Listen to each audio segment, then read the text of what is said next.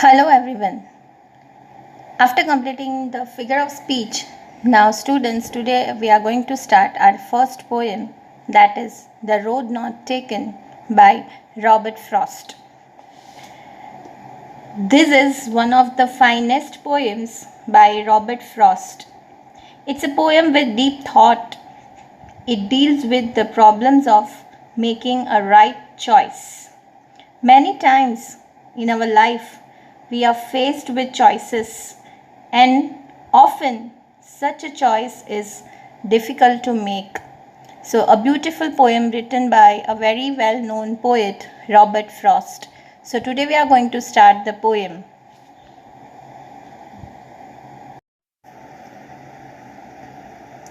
Now, in the beginning, before to start the poem, we introduce the poem, that what is a poem about, what the poet describes in this poem through this. So here I am going to start the introduction part.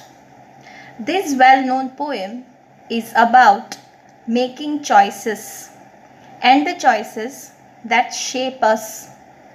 Robert Frost is an American poet who writes simply but insightfully about common and ordinary experiences. So here we have the poem about the problems. It deals with the problem of making a right decision.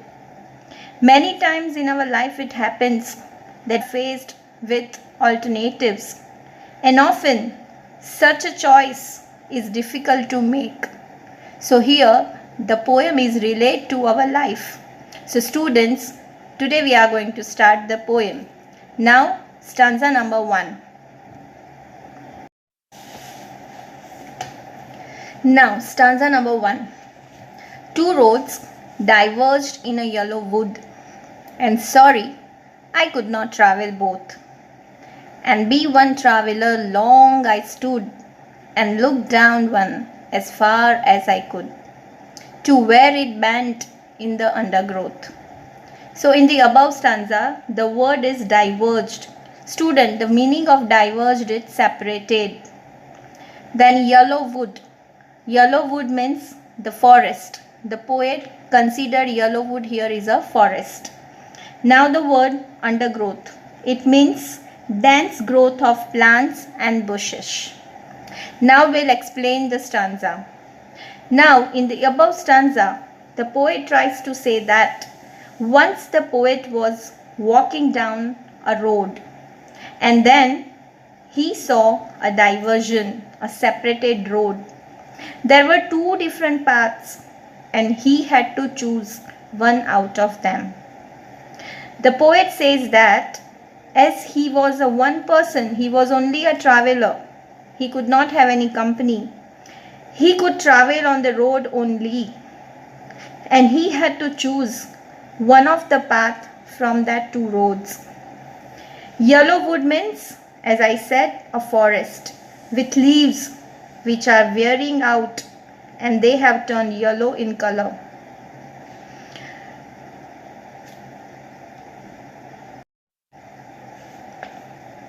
The poet kept standing there and looked at the path very carefully. There and looked out at the path very carefully as far as he could.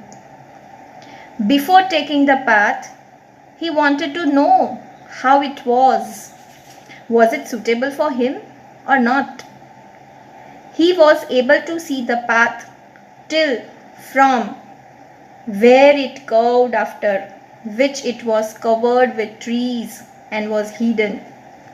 It happens in our life too, when we have two choices, two alternatives, but we have to choose only one out of them. We take time to think about the pros and cons, whether it is suitable for us or not, and only then we take a decision on what path we should choose. So here in the very first stanza, the poet tries to describe that he was standing in the forest. There he saw two different roads. Now he was confused that which road he could travel. So the same thing is relate to our life also. Many a times it happens that we could find two alternatives and it is difficult to choose any one of them. But still we will do it. And then it is comparing to our life, the choices and the shape for us. Now students, we discuss the figure of speech for the first stanza. So we have the line, and sorry, I could not travel both.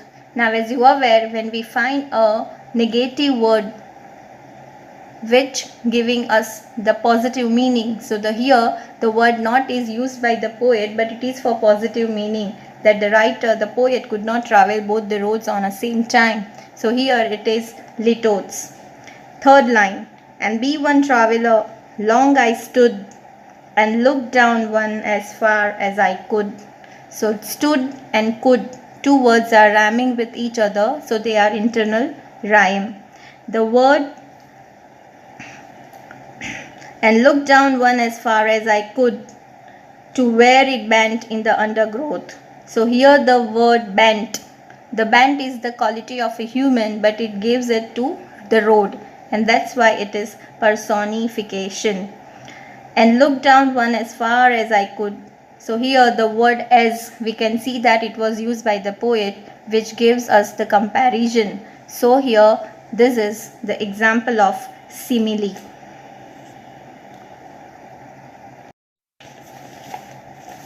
Now students will have the second stanza. Then took the other just as fair, and having perhaps the better claim, because it was grassy and wanted wear. Though as for that the passing there had warned them really about the same. So in the above stanza, students will discuss first the meaning. Fair, the word is fair, it means as good as the other one. Claim means better option.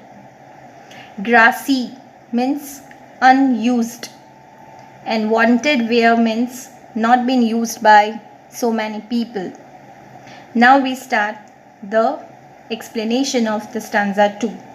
Now in the above the stanza, the poet kept on looking at one path for a long time to check if it is the right path for him or not.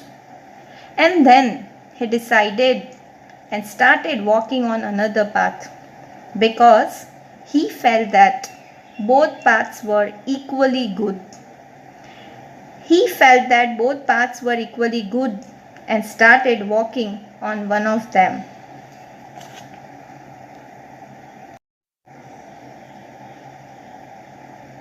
Now when he looked that both the paths were equally same and good, so he started walking on one of them. It had grass on it, which means that it was unused. Not many people had walked on this path earlier. That is why this path was grassy. Wanted wear. Wanted wear means the students, it is not used by many traveler or many people. After he walked on the path for some distance, he realized that both the path had been worn out the same way.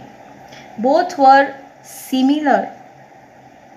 The same way the poet wants to say that even in our life, we take any path or option, but all of them have the same benefits, advantages, hurdles, challenges, and problems. But we must face them. We must come out of them.